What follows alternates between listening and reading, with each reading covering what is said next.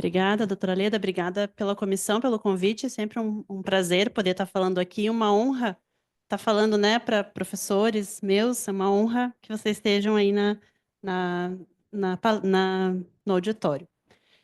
A ideia, então, nesses próximos 30 minutos, é falar um pouquinho sobre fibrose progressiva de várias formas, tá? Em que sentido? Para a gente tentar entender o quanto a gente entende o conceito de fibrose progressiva, acho que às vezes a gente é tão massacrado com guidelines e consensos que às vezes fica tudo muito confuso sobre qual é o critério definitivo e qual que a gente tem que usar e, de fato, o que a gente usa na prática clínica. Esses são os meus conflitos, mas não tenho conflitos para a apresentação da aula de hoje, tá? Então, para a gente entender um pouquinho sobre a fibrose progressiva, eu trouxe aqui um caso, tá? Mostrando um paciente do sexo masculino, 46 anos, que tem um diagnóstico de uma esclerose sistêmica, com diagnóstico lá em 2018. Um paciente que tinha um anti-SL70 positivo, mas que era assintomático, um MMRC0. Um paciente que tinha iniciado o micofenolato na época, mas com o tempo ele veio piorando da dispneia, mantendo sempre um PCR elevado. É um paciente que na ausculta tinha estertores em velcro desde sempre e que no início a saturação dele lá em 18 era 96% em repouso e agora em 2024 era 90% em repouso. E aqui a gente consegue visualizar as tomografias de 18 para 24 com uma clara evolução de uma para outra. Do ponto de vista funcional, a gente vê que também houve uma perda significativa da CVF e da difusão nesse período. E aí a gente fica tentando entender, será que esse paciente teve uma progressão? Quais são os critérios que, de fato, eu vou utilizar para definir que esse paciente piorou? Será que só piorar a tomografia, que aqui é evidente, já é um resultado de que esse paciente tenha piorado? Então, assim, a gente entende que existe, esse slide é mostrado com uma certa frequência, né, para quem vai nos cursos de interstício, que existem várias doenças intersticiais e que o protótipo da doença intersticial progressiva é a fibrose pulmonar idiopática. Esse círculo em vermelho seriam aquelas que evoluiriam de forma progressiva, e a gente vê que a fibrose idiopática, teoricamente, 100% dos casos, ela é progressiva. Com relação às outras, a gente vê que uma parcela, né, das doenças do tecido conjuntivo, das doenças indeterminadas, da PH crônica, elas também podem evoluir de forma progressiva. Então, esse é um quadro que foi publicado lá pela equipe do COTAN, lá em 2018, 2019, mas a gente vê que eram valores, de uma certa forma, chutados, né, dentro da prática desses próprios escritores dos artigos. Aqui, eu achei bem interessante, porque nem todos, quando progridem da mesma forma. Aqui dá para ver bem, por exemplo, que a gente tem pacientes, por exemplo, com sarcoidose, que é uma doença que tem normalmente uma característica de evolução bastante benigna, que a maior parte desses pacientes até evoluem com uma forma reversiva ou tem uma formação, uma evolução lentamente progressiva. Ao passo que a gente vê aqui em cima, os pacientes com fibrose pulmonar idiopática evoluindo sempre de uma forma rapidamente, ou pelo menos progressiva, ou rapidamente progressiva. E aqui, a fibrose, né, pela pneumonite de hipersensibilidade, eu talvez colocaria ela desviada um pouco mais para cá. Sempre falo que para quem lida com pH, a gente vê que o prognóstico desses pacientes e evolução costuma ser bastante ruim. Então, quais das doenças intersticiais evoluem de forma mais progressiva? Qual dela? Isso aqui eu estou excluindo a fibrose idiopática. Em 2022, a ATS lançou um guideline que atualizou dados sobre fibrose pulmonar idiopática e também definiu o que era fibrose pulmonar progressiva, inclusive dando o nome que a gente tem hoje, que é fibrose pulmonar progressiva. E aqui eles colocam várias doenças intersticiais e em azul seria o percentual ou a chance que essas doenças têm de progressão. Então, vocês veem, por exemplo, um exemplo aqui, eu falei do paciente com esclerose sistêmica, a gente vê que o azulzinho aqui, quase metade deles poderia evoluir de forma progressiva. Esses números também foram, de uma certa forma, colocados de algo de forma arbitrária, não foi feito nenhum estudo que avaliou isso com profundidade. Mas a gente vê na prática clínica que é bastante parecido com isso mesmo. Inclusive, esse foi um estudo que foi feito, foi publicado agora pela equipe da Unifesp, agora mesmo em 2025, que contou com centros de referência, incluindo nós lá no HC, e eles mostraram de um N de 380 pacientes que aqueles pacientes que mais evoluíram de forma progressiva foram os pacientes com pneumonite por hipersensibilidade. Quase metade deles apresentou evolução ao longo do tempo.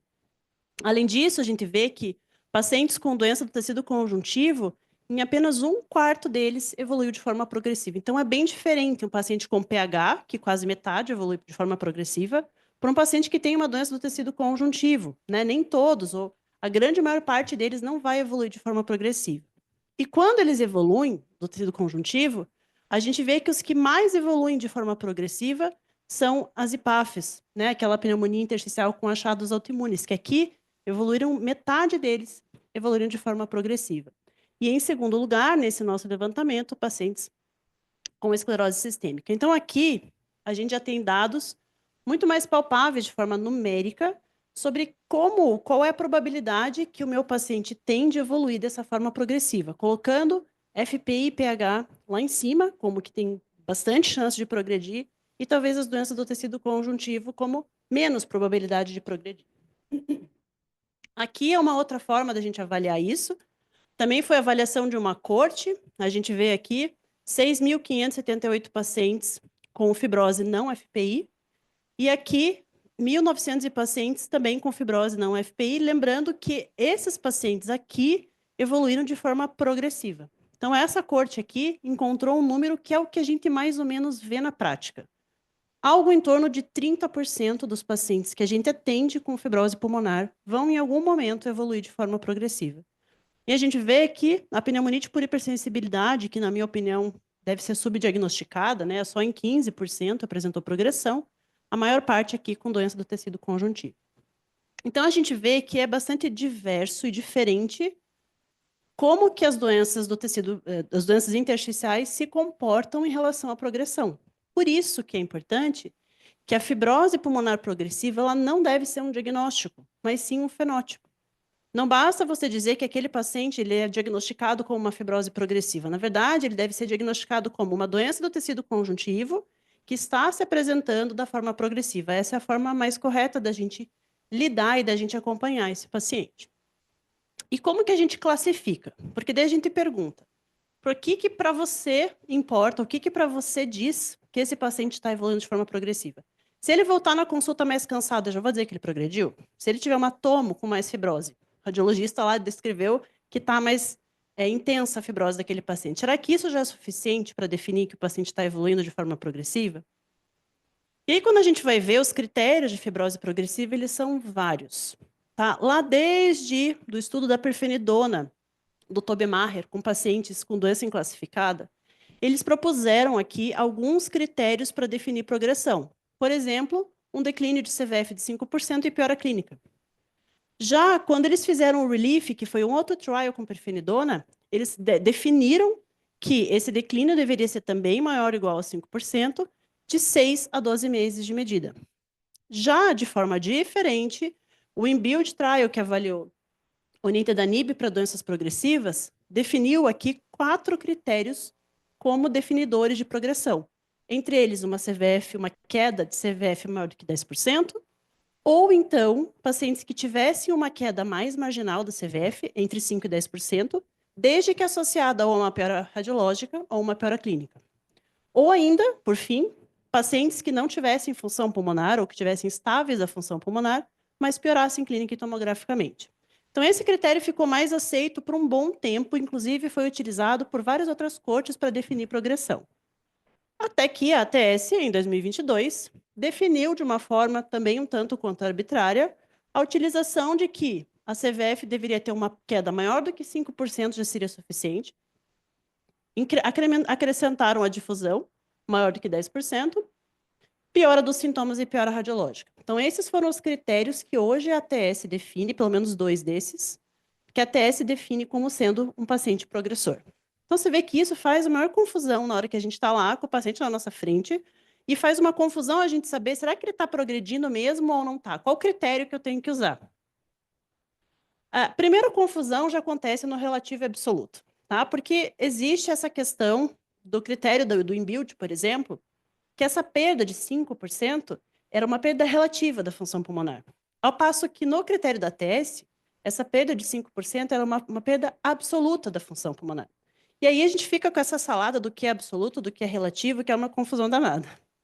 Então, desde lá 2012, o Richeldi, que não é exatamente um estudioso de função pulmonar, mas ele publicou um estudo tentando mostrar qual é a diferença de perda relativa e de perda absoluta.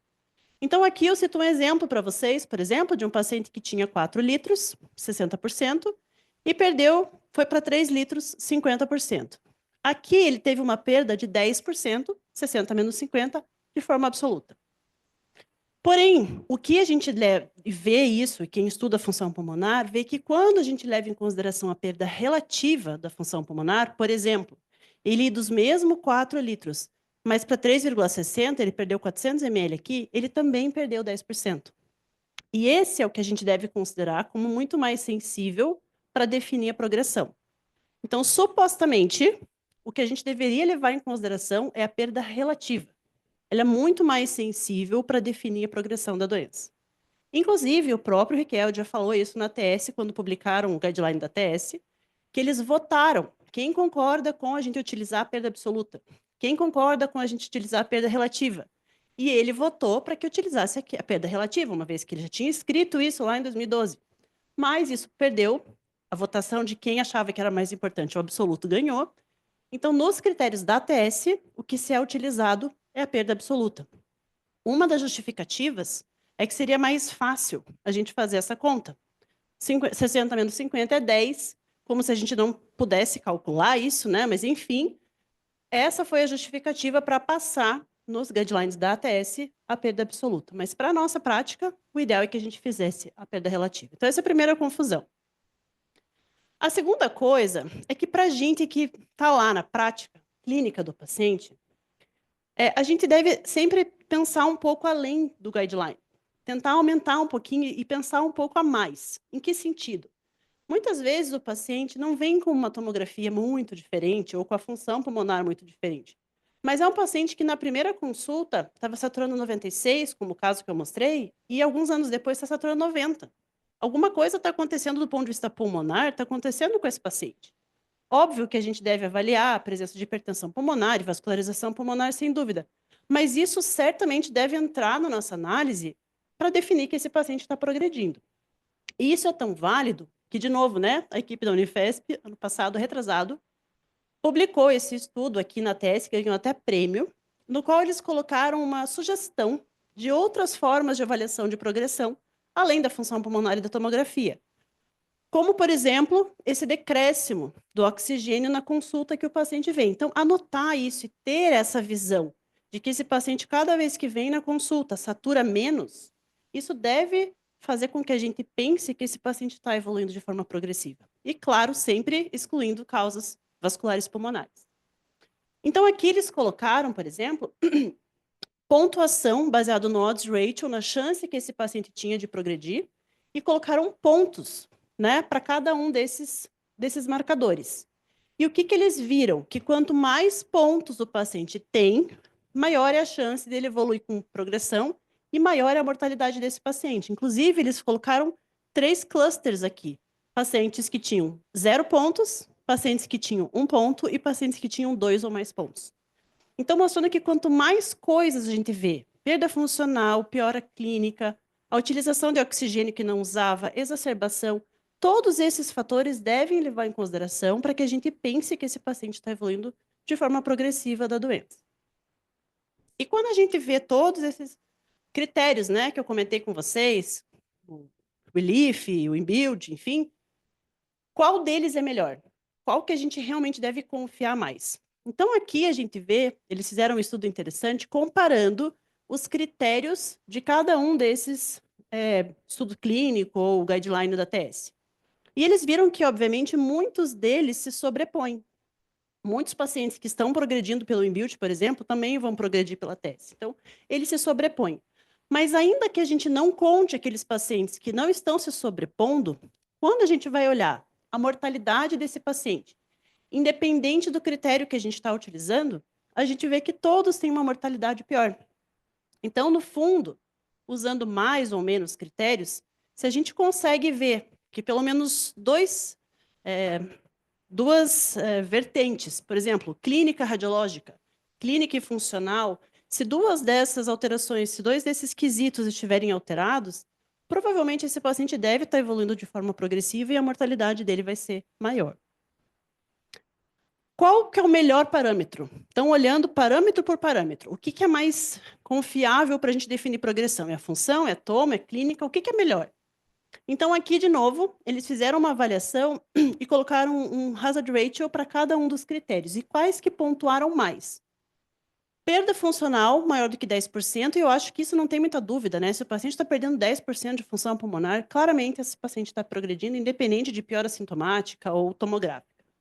Mas também a gente vê que uma perda mais borderline, entre 5 e 9, também tem um hazard ratio maior. Então, por isso que a partir daí, a TS acabou colocando acima de 5% como um fator importante. E, por fim, a progressão da tomografia de fibrose, né, na tomografia, foi um dos terceiros hazard ratios maiores para definir progressão. Então, baseado nisso, aqui no fundo, a gente utilizou esses 3 critérios aí, né, função pulmonar, tomografia, para definir progressão. Então, daqui que a gente vê da onde é que saem esses critérios. Outra forma, o Toby Maher, né, também fez uma avaliação aqui, baseado, né, em avaliação de estudos clínicos, para mostrar que, de todos, a CVF maior do que 10% é o maior preditor de realmente estar havendo progressão. Ao passo que perdas mais marginais e piora respiratória ou tomo com mais fibrose também tem uma chance, todos, maior de ter progressão. Um outro fator importante é a tomografia por si só. Esse estudo aqui ele mostrou, por exemplo, padrão de tomografia em pacientes com doença do tecido conjuntivo. Aqui eram pacientes com doença do tecido conjuntivo. E a gente vê que os pacientes tinham pacientes com padrão de pneumonia intersticial, padrão de PINE, como é esperado dentro do tecido conjuntivo, mas a gente vê aqui num verdinho fosforescente que tinham muitos pacientes com padrão de pneumonite por hipersensibilidade. Eles tinham doença do tecido conjuntivo, mas a tomo era com padrão de pneumonite por hipersensibilidade. E eles viram que esse padrão era um dos que evoluía com, digamos assim, um pior prognóstico aqui, ó, em azulzinho, em termos de sobrevida. Então, talvez, se esse paciente que tem uma doença de tecido conjuntivo, aqui foi o que eles usaram, e esse paciente tem um padrão tomográfico de fibrose pulmonar de PH crônica, talvez essa também seja um marcador de que esse paciente poderia, eventualmente, evoluir com um prognóstico pior e ter uma chance maior de progredir. Então, a gente vê que tem várias nuancezinhas e elas são muito maiores do que simplesmente a gente olhar o parâmetro e contar tomo, função e clínica. Outra forma da gente avaliar quem que vai evoluir com fibrose pulmonar é, por exemplo, a gente olhar no início. Primeiro, a tomografia do paciente que eu estou vendo. Se esse paciente, por exemplo, tem uma tomo com uma extensão muito grande da fibrose, a gente vê que o odds ratio dele é grande para progressão. Da mesma forma, se ele tiver PIL. Então, o fato de ter muita fibrose ou de ter PIL já deve fazer com que a gente pense que a probabilidade desse paciente progredir é grande. Da mesma forma, a parte de linfocitose. Então, aqui a gente vê que é um odds ratio em contrário, né? Como se fosse protetor. Se você faz um lavado nesse paciente e você encontra muitos linfócitos, a impressão que a gente tem é que é um paciente com muito mais inflamação e que, teoricamente, tenderia menos a progredir ao longo do tempo. Então, aqui a gente vai construindo já um padrão de paciente que vai fazer com que a gente fique mais atento justamente pela chance desse paciente evoluir com pior. Esse é o dado de uma tese de doutorado bem interessante lá de Minas Gerais, da Débora Estrela, e ela avaliou aqui o fator histórico familiar, porque a gente pergunta, né, lá na nossa consulta clínica, se o paciente tem uma história familiar de doença intersticial, e o que ela viu? Pacientes com FPI e pacientes com PH crônica. E o que ela notou? Que nessa curva mais embaixo, com pior sobrevida, eram pacientes tanto com FPI quanto com PH, que tinham história familiar. E lá em cima, quem não tinha história familiar. Então, aqui a gente denota uma outra coisa que a gente deveria perguntar e pensar que a chance de progressão é maior, se esse paciente, independente do diagnóstico que ele tenha, ele tem história familiar. Porque a tendência desse paciente é evoluir de forma mais progressiva e evoluir pior. Então, é um paciente que a gente tem que estar mais atento. E aí a gente se pergunta, será que importa o diagnóstico final? Será que eu tenho que ficar lá forçando e pergunta de passarinho e faz biópsia? Será que importa no fundo? E não é simplesmente mais fácil eu avaliar se esse paciente tem uma fibrose progressiva. E, na verdade, o que, que a gente vê? Quando a gente faz o diagnóstico da doença intersticial, vejam que aqui eles colocaram comparação, né? De doença tecido conjuntivo, pH e doença idiopática. E eles viram que o prognóstico de um paciente que tem uma doença do tecido conjuntivo é muito melhor do que o prognóstico de quem tenha, por exemplo, pH. Então, sim, é extremamente importante, porque a gente vai orientar, isso vai definir o tratamento, o tempo de tratamento que a gente vai fazer. Mas, depois que o paciente entra numa fase progressora, a gente vê que todos praticamente evoluem mal igual. Então, uma vez que entra nessa fase progressiva, a tendência é que eles se comportem muito parecido com o FPI, independente do diagnóstico. Mas isso não significa que a gente não precise ir atrás do diagnóstico inicial, porque isso vai trazer muitas informações prognósticas, inclusive para o paciente, na hora que a gente faz o diagnóstico. E para tratar, a gente sabe que, eu adoro isso aqui, eu mostrei lá no curso de interstício, é um problema muito grave, porque às vezes a gente não sabe que botão apertar, falei também isso lá no curso, porque às vezes a gente quer apertar o botão da imunossupressão, às vezes a gente quer apertar o do antifibrótico, às vezes a gente quer apertar os dois juntos. E às vezes a gente está com o botão da imunossupressão apertado e não sabe se aperta o do antifibrótico junto ou tira do imunossupressor e deixa só do antifibrótico. Essa decisão é uma decisão muito difícil da gente tomar. E infelizmente a gente não tem guidelines exatamente que nos guiem para tomar essa decisão de forma mais tranquila. Então, a gente vai muito da prática e, além disso, do que tem de publicado na literatura. O que, que a gente vê aqui? Então, a gente vê, por exemplo, que nas doenças do tecido conjuntivo, nesse estudo eles avaliaram se o padrão da tomografia iria interferir no resultado desse paciente em relação ao resultado final. Então, aqui eram pacientes que tinham pneumonia intersticial usual, eram 31, que estavam sendo acompanhados, e aqui o que aconteceu depois que foi iniciada a terapêutica imunossupressora para eles. E a gente vê que a sobrevida continuou ruim, não mudou. Então, o P não foi significativo aqui, mostrando que para esses pacientes com doença tecido conjuntivo e PIL, o imunossupressor foi pouco significativo, ao contrário dos pacientes que tinham um padrão de PINE e que estavam sendo acompanhados, e aqui foi iniciado o tratamento imunossupressor com um P significativo, mostrando que eles pararam de perder função pulmonar depois do tratamento. Vejam, estou falando de um N de 30 e 85 pacientes. Isso aqui, obviamente, que não vai servir para definir conduta, mas pelo menos serve para a gente pensar. Será que a gente tem que iniciar o mesmo tratamento para todo mundo? Independente do padrão tomográfico, independente da história familiar? É pelo menos para plantar a pulga atrás da orelha. Outra coisa que a gente vê aqui é quando a gente vê o estudo Censis, que avaliou pacientes com esclerose sistêmica e que fizeram uso do nintedanib, do antifibrótico. E é interessante aqui porque eles viram que pacientes que, aqui nessa ponta, eram pacientes que não utilizaram nada, utilizaram placebo, tanto do ponto de vista de imunossupressão, porque era um estudo de esclero, então muitos pacientes usavam microfenolato, quanto do ponto de vista de antifibrótico. Eles não usaram nada, nem imunossupressor, nem antifibrótico. E a gente vê a perda funcional desses pacientes ao longo do tempo. Na outra ponta total, a gente vê os pacientes que utilizaram as duas coisas juntas, tanto o imunossupressor quanto o antifibrótico. E a gente vê, pelo menos nesse slide, que a perda funcional foi bem menor. De novo, o estudo não foi desenhado para avaliar a associação das medicações, não significa que esclero é igual à associação das duas drogas, obviamente que não é isso, mas aqui mostra que exista talvez um benefício de uma terapia combinada para esses pacientes. A questão é saber quando, como e qual é o paciente que a gente mais vai conseguir utilizar isso. E por fim o INBUILD, né, que foi um estudo grande do nintedanib que justamente avaliou pacientes com doença progressiva e mostrando então que quem utilizou a medicação teve uma sobrevida melhor do que quem não utilizou, independente do padrão tomográfico desses pacientes. Por fim, o último slide que eu trouxe aqui é com relação ao estudo no nerandomilast, que a gente está fazendo parte aqui em Curitiba. É um estudo que está avaliando a medicação nova e que agora, recentemente, há umas 3 semanas, acabou como sendo publicado como positivo para as doenças pulmonares progressivas. Então, a gente vai ter agora um novo esquema terapêutico, tanto para quem tem fibrose idiopática, como para quem tem doença progressiva. Esse é o slide da doença progressiva e eu só trouxe aqui em grande aumento, que nem eu estou conseguindo ler, mas enfim, pacientes que... Quem são os pacientes que fizeram parte dessa corte? Pacientes com doença autoimune, aqui em roxinho, pacientes com doença inclassificada e pacientes em verdinho com pneumonite por hipersensibilidade. A gente vê que foi um dos maiores grupos, né? Então, a gente teve um resultado positivo, isso vai ser publicado agora perto da TS em maio. Então, ali em maio, a gente vai ter mais novidades a respeito disso. Então, como mensagens finais, o que eu queria trazer mais para vocês? Primeiro, que o diagnóstico da doença de base, sim, ele é importante, porque ele vai definir como eu vou acompanhar esse paciente, qual é o prognóstico desse paciente. Então, muda eu dizer que ele tem uma doença do tecido conjuntivo ou eu dizer que ele tem pH.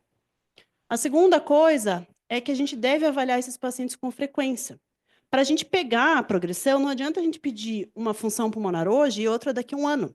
Então, o ideal é que a gente faça pelo menos a função pulmonar e o exame clínico de forma precoce, de 3 a 6 meses entre os pacientes. E é óbvio que se vocês têm um paciente com uma doença do tecido conjuntivo leve e vocês têm um paciente com uma pH cheia de fibrose, é óbvio que a chance dessa pH vai ser muito maior de progredir. Então, esse é um paciente que obrigatoriamente eu tenho que encaixar para ver mais cedo. Entende? Mais nesse sentido. Além disso, os critérios de progressão, eles são variáveis, eles devem ser individualizados. A gente sempre tem que pensar de uma forma holística, vamos dizer assim. Função, tomo, exame clínico, saturação, exacerbação. Então, a gente deve pensar no paciente de uma forma holística para definir a progressão. Mas a gente não deve ficar fechado com critérios únicos e exclusivos, ou é da TS ou é do InBuild. A gente tem que, às vezes, abrir um pouquinho mais e pensar que se esse paciente, às vezes, não fecha exatamente o critério colocado pelo InBuild, mas ele está precisando de oxigênio e antes não precisava, avaliei toda a minha parte pulmonar, vascular e não tem nada, esse é um paciente que eu deveria considerar fortemente que ele está evoluindo de forma progressiva. O que eu colocaria para chamar a atenção de vocês é que existem alguns fatores previsores ou preditores de progressão. E entre eles, a gente sabe que história familiar é um fator grande para definir que esse paciente vai progredir, a própria presença do padrão PIL na tomografia, ou favelamento, tanto na tomo quanto na biópsia pulmonar, se o paciente fizer biópsia, são dados já comprovados de que definem uma maior chance de progressão, e maior extensão da fibrose inicial. Então, se é um paciente que já tem muita doença, esse é um paciente que a gente tem que ficar de olho de forma bem de perto, né? E que quando o paciente entra nessa fase de fibrose progressiva, o comportamento dessa doença é muito parecido com a de fibrose idiopática, ou seja, é ruim, né? Então, esse é um paciente que a gente realmente tem que ter bem perto e definir a conduta para ele de uma forma mais precoce. É isso. Obrigada.